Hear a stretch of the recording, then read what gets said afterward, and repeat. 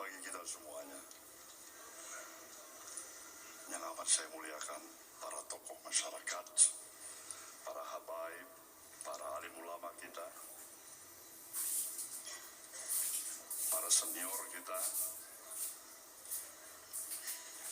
Ibu Anies Baswedan, Ibu Muhaimin Iskandar, fungsionaris keluarga besar PKB yang tidak bisa saya sebutkan satu persatu, juga kawan-kawan fungsionaris daripada keluarga besar Partai Nasdem, di depan kita, yang kita sayangin, yang kita banggakan, yang kita harapkan, calon presiden kita Anies Baswedan.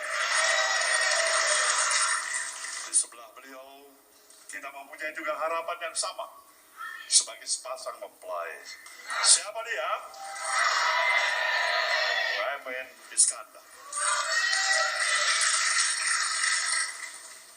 Saudara hadirin yang saya muliakan,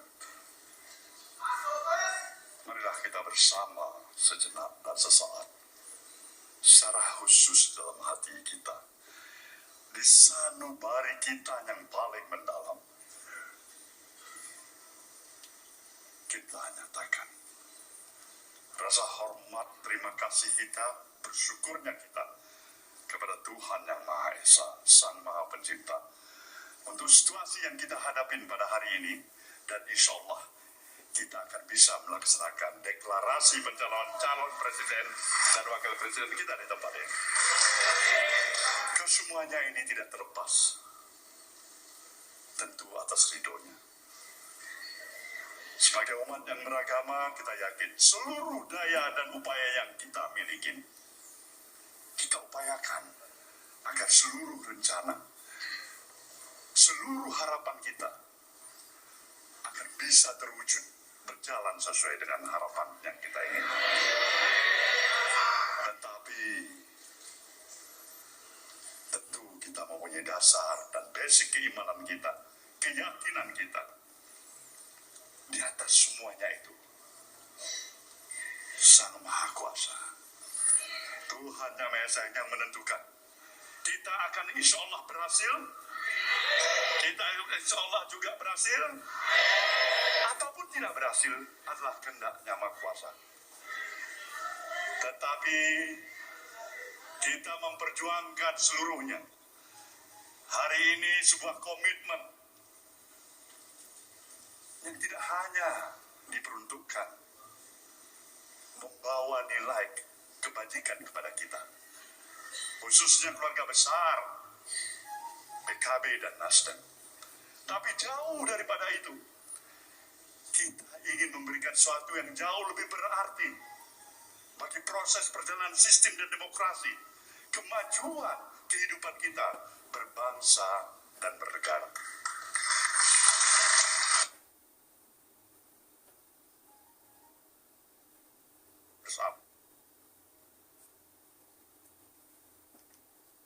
Semua kita menyadarin bahwasanya event daripada pemilihan umum yang insya Allah akan berlangsung pada 14 Februari yang akan datang adalah merupakan sebuah sirkulasi kekuasaan yang berlangsung selama 5 tahunan.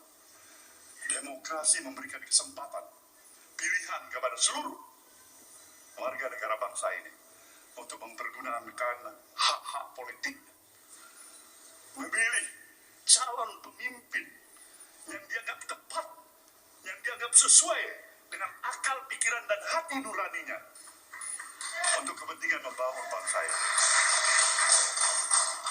Sebagai Ketua Umum Partai Nasdem, yang pertama sekali mendeklarasikan calon presiden yang bernama Anies Baswedan, tentu secara subjektif maupun objektif, saya menginginkan hasil yang paling optimal dari seluruh proses pencalonan yang tidak hanya berhenti sekedar pencalonan, tapi juga sebuah akhir pencalonan yang akan terwujud sebagai calon yang terpilih menjadi pemimpin negeri. Maka sesuai dengan apa yang diamanatkan oleh konstitusi, calon presiden harus memiliki pendamping, yaitu calon wakil presiden. Disinilah saudara harus bisa memahami dengan berbagai referensi perjalanan dan pengalaman yang saya alami di dalam institusi dunia perpolitikan di negeri ini.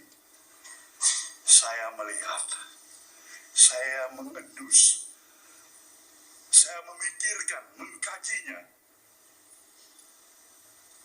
apa yang paling patut dalam dan ke depan seorang wakil presiden yang saya anggap mempunyai sesuatu kelebihan yang saling mengkomplai, mengisi satu sama lain dengan calon presiden yang sudah dimiliki oleh koalisi perubahan, yaitu Bung Anies Baswedan. Akhirnya sebuah suratan takdir dari suatu episode perjalanan yang dilalui, dari berbagai tantangan dan rintangan yang telah dilalui. Dan bukan berarti juga tantangan itu berhenti pada saat ini. Bersiap-siap untuk menghadapi tantangan yang lebih baru lagi ke depan. Itulah yang menempatkan pilihan di hati Partai Nasdem, Bung Muhaimin Iskandar, Ketua Umum PKB. Saya mengenal kedua sosok ini secara lebih dekat dalam kurun waktu perjalanan yang cukup panjang. Dua orang yang mempunyai kelebihan masing-masing. Yang satu, Bung Anies Baswedan, adalah seorang cendekiawan, seorang intelektual. Yang saya yakinin akan banyak bisa memberikan suatu suasana kepemimpinan baru di negeri ini untuk menghadapi tantangan kita sekarang dan ke depan. Tapi saya juga mengenal seorang Muhaimin Iskandar, seorang yang amat pawai sebagai seorang organisatoris hulu yang bergerak dalam dunia pergerakan yang cukup lama, juga mempunyai kepiawaian yang tidak kalah samanya dengan Bung Anies Baswedan. Maka kedua pasangan ini adalah bagaikan botol dan tutup botol itu.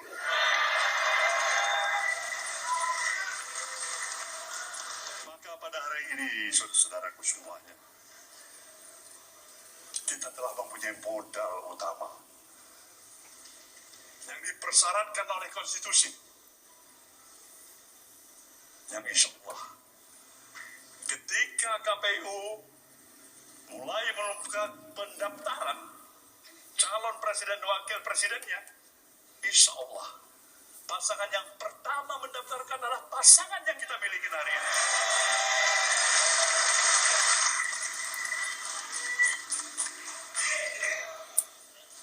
Rakyat dan masyarakat kita tentu mempunyai berbagai alternatif pilihan dari berbagai calon-calon presiden yang ikut sebagai berkonstatasi di dalam pemilu yang akan datang.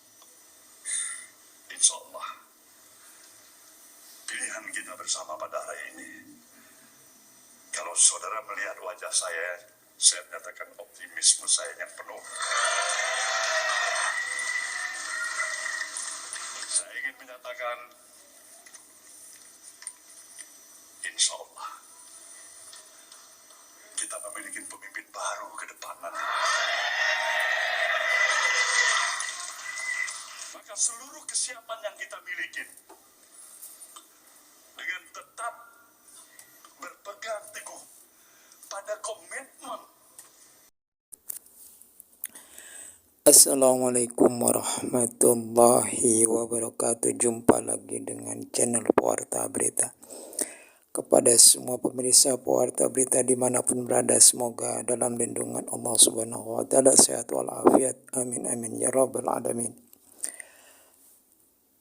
Menanggapi pidato Surya Paloh pada hari Sabtu di Surabaya, tepatnya di Hotel Majapahit, dengan dideklarasikannya Anies dan Caimin.